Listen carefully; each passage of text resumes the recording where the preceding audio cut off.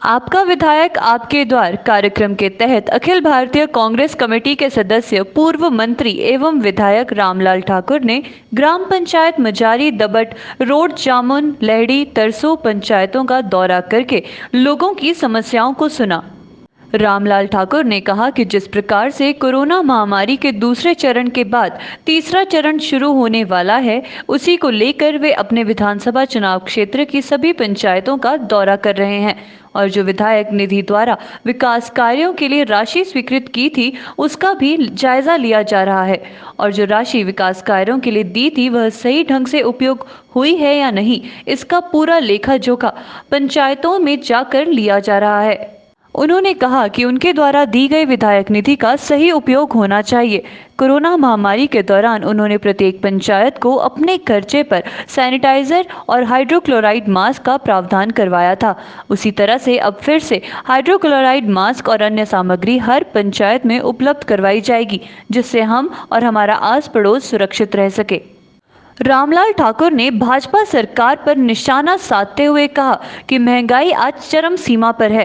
किसानों के लिए डीजल, कीटनाशक, बीज, खाद के मूल्य आसमान पर हैं और किसान की फसल का सही दाम किसानों को नहीं मिल रहा।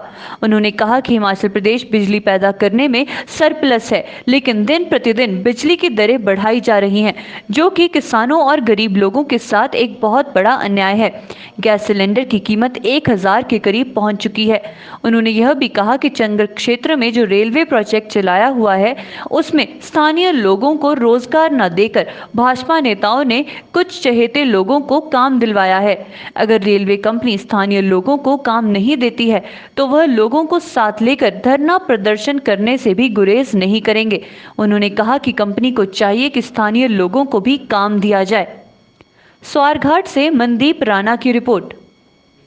हमने जो कार्यक्रम रखा है वो क्योंकि कोरोना पिछले साल से शुरू हुआ, 2 स्टेज में उसकी आगे, 3rd स्टेज अभी इस महीने से, जैसे डॉक्टर लोग बोल रहे हैं कि इस महीने से शुरू हो जाएगी। उसको ध्यान में रखते हुए मैंने ये सोचा था कि ये अपनी कॉन्स्टिट्यूंसी की सारी पंचायतों का मैं दौरा कर लूँ और लोगों की समस्याओं के बारे में, ऑन गोइंग वर्क्स के बारे में, जो पेंड पड़े हैं, लोग क्या चाहते हैं, विधायक निधि कहाँ पे जानी चाहिए, जो दी है उसका क्या लोगों ने सदुपयोग किया नहीं किया, इसके बारे में जानने के लिए ये मीटिंग मैंने रखी है। और दूसरी बात ये है कि जो कोरोना बीमारी है, अगर वो 3rd स्टेज अभी इस महीने से आ रही है तो उसके बारे में लोगों को सजग करने का है कि बच्चों की रक्षा करना बहुत ज़रूरी है।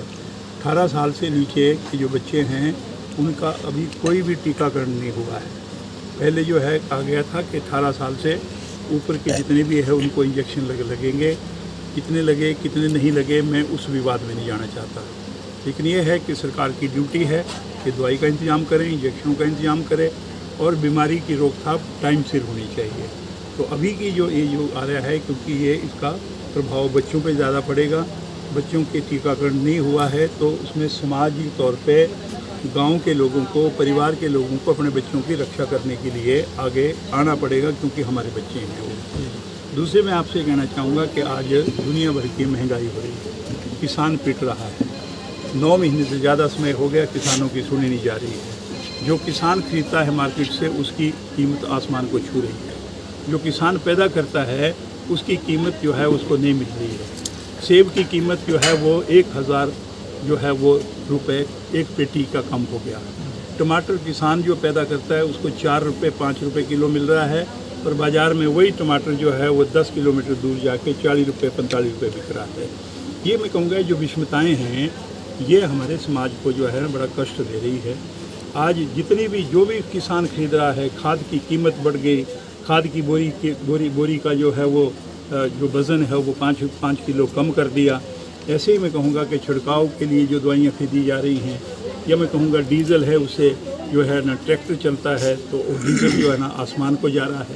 ये सारी चीज़ें हैं और साथ में हिमाचल प्रदेश की सरकार को एक बात और करनी चाहिए, हमारा ये बिजली उत्पादन के लिए हिमाचल प्रदेश जो है ना बिजली राज्य है, सरप्लस बिजली हमारे पास है। यहाँ पे रोज़ जो है वो बिजली के रेट बढ़ाए जा रहे हैं, ये भी किसानों के हक में नहीं है और इसके बारे में मैं लोगों से मिलके उनको जागरूक कर रहा हूँ कि उनको क्या करना चाहिए। तो ये मैं कहूँगा कि आज क्योंकि कल का दिन